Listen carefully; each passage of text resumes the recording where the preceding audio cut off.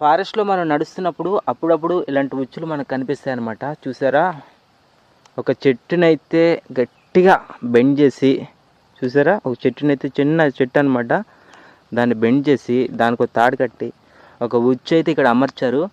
పుసుకున పొరపాటున కానీ దాన్ని టచ్ చేసామంటే మనం ఎలాడిపోతాం అనమాట. చూసారా, ఇది ఒక ఇంట్రెస్టింగ్ స్టోరీ అనమాట. జంగిల్లో ఇలా హంటింగ్ చేస్తారు చాలా ఏరియాలో, మీకు తెలిసే ఉంటుంది.